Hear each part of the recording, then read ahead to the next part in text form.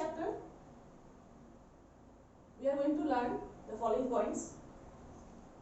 Number 1, cell as a basic unit of life. Number 2, history of discovery of cells. Next, prokaryotic cells and eukaryotic cells, their nature and basic structural features. Related to that, unicellular organisms and multicellular organisms.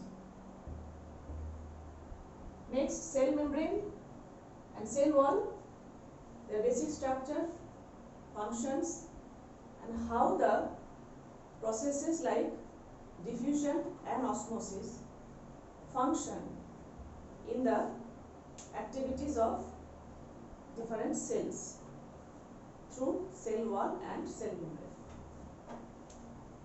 And finally, we will learn about the cell organelles present in both plant cell and animal cell and their basic structures. So what are the cell organelles? They are nucleus,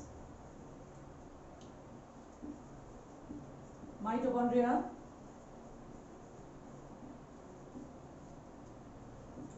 ER or endoplasmic reticulum,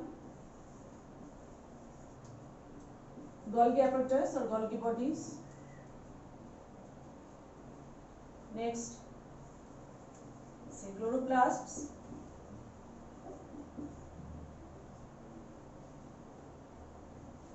okay, etc.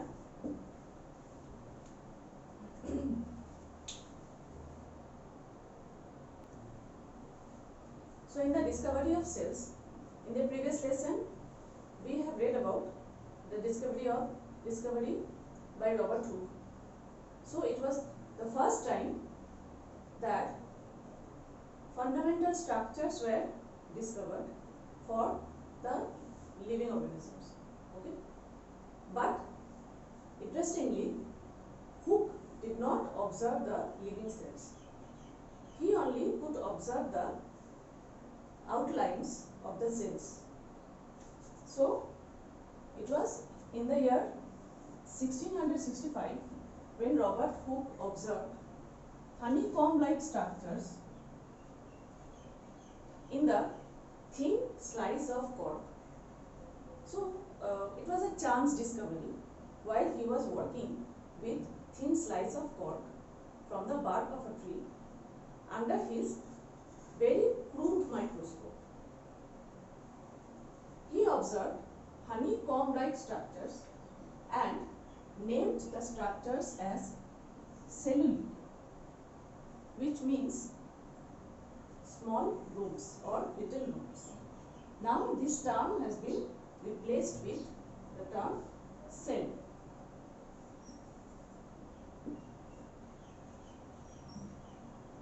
Next, around in the year 1674, another scientist, Anton von Leeuwenhoek, studied for the first time living cells. He studied living cells for the first time. For example, bacteria, some protozoa, red blood cells of higher animals, and even sperm cells. So it was Leeuwenhoek who first observed the living cells and gave the concept of living cells. Next, in the line of discovery, after a long time, around in the year 1831, another scientist named Robert Brown observed the centrally located or the major part of the living cell, which he named as nucleus. Nucleus, already we know it is termed as brain of cell. Why? Because it controls all the activities of a cell, right? So it was Robert Brown who first discovered and named nucleus. Next in the line of discovery, it was Purkinje or J.E. Purkinje in the year 1839 gave the term protoplasm to the semi-liquid matrix of each cell.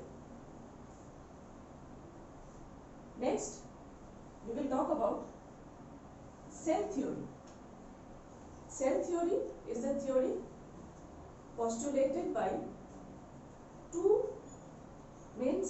mainly two scientists, that is M.J. Sladen or Matthias Jacob Sladen and T. Swan or Theodore Swan in the year around 1838-39. They gave the overall idea about the fundamental structural and functional unit of life, that is cell. So now we will learn about the postulates of cell theory. But before we learn about cell theory, let's recall these points once again. So it was Robert Hooke who first observed the outlines of the dead cells in the year 1665.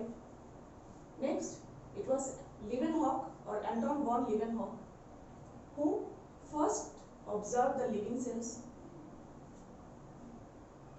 Next, Robert Brown in the 1831 discovered and named nucleus. J.E. Purkinje used the term protoplasm for the semi-liquid material for the first time in the cell. And now we will move to cell theory.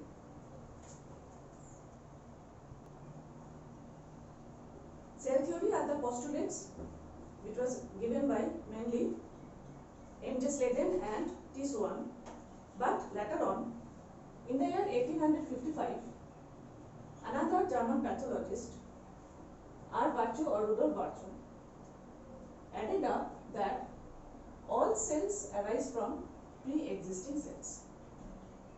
He was the one who established that all cells arise from pre-existing cells. So,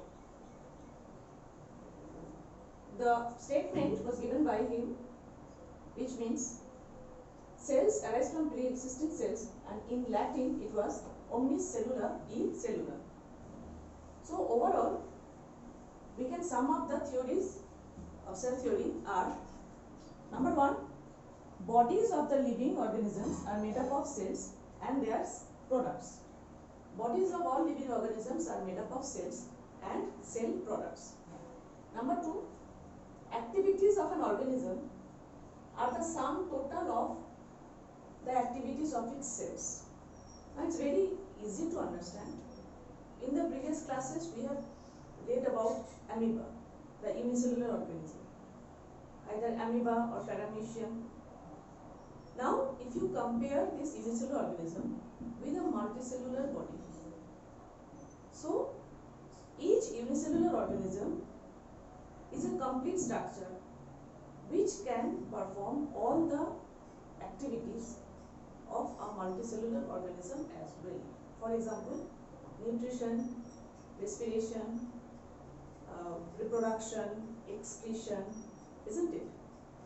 So, it's very much clear that each cell, which is made up of cell organelles, are capable of performing all the functions that a multicellular organism performs.